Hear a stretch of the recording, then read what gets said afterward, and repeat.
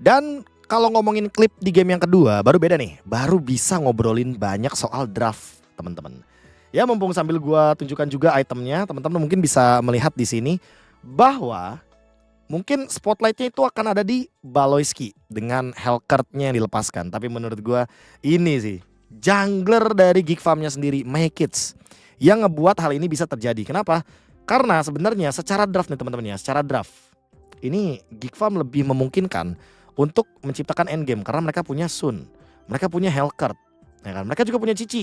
Ini secara ngomongin DPS dan damage pasti itu tuh mereka punya gitu kan. Sementara coba semakin lama game berjalan, RRQ siapa yang bisa pukul tower? Paling Hayabusa, Kimi, Toy. Wah nggak dulu bang, nggak dulu. Toy aja di sini buildnya hybrid teman-teman, nggak yang full damage. Bang kenapa kok tiba-tiba bisa ada Sun Gold Lane bang? Balik lagi karena adanya si tank jungle ini. Bang kenapa bisa ada lapu-lapu? Kenapa ada lapu-lapu? Karena kalau si Toy pakai MM teman-teman, ini ya minimal ya. Toy matinya 5 apa 6 lah pokoknya. Ya lu bayangin aja di sini lawan matchupnya Sun, fighter Gold Lane. Yang pertanggal 18 Juni waktu ada patch baru, waktu Argus bener-bener di buff, arus sungai dari Gold Lane ke Turtle di menit yang kedua itu bener-bener ada terus sampai dengan Turtle-nya hancur.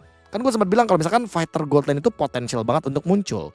Nah, Sun ini emang kebetulan repot kalau melawan si lapu-lapu teman-teman. Makanya pick lapu-lapunya emang buat ngejawab laning, tapi tidak dengan team fight karena memang pas team fight teman-teman bisa lihat di sini. Di dalam kondisi 5 lawan 4 seperti ini teman-teman, RRQ coba buat bikin move karena apa? Karena Gobs-nya nggak ready dengan Vengeance.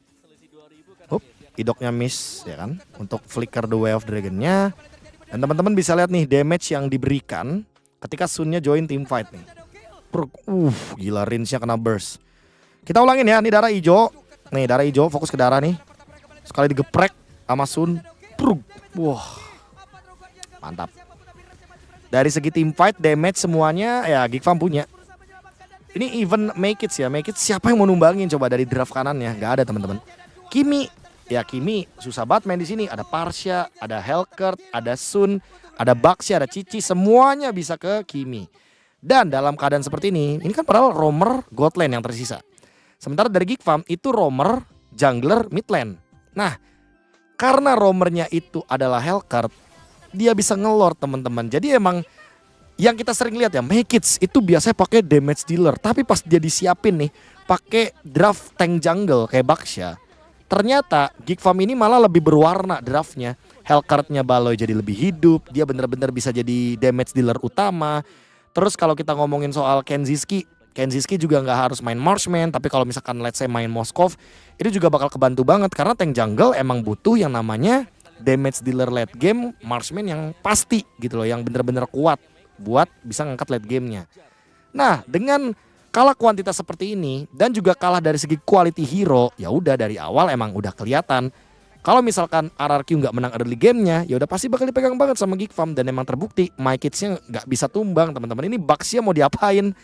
Nggak bisa diapa-apain juga. Early game dia kuat banget dan sangat mudah sekali untuk farming sebagai jungler. Late game ya udah ini Rins tinggal diseruduk aja masih Baloy, tinggal di dash sama Baloy bisa instant kill. Dan dengan ini kemenangan buat Geek Farm 2-0. Makanya menurut gue ini minggu yang manis banget buat Geek Farm karena mereka biasanya awalnya nangis ya kan, merah startnya, sekarang startnya mereka ada di top 2.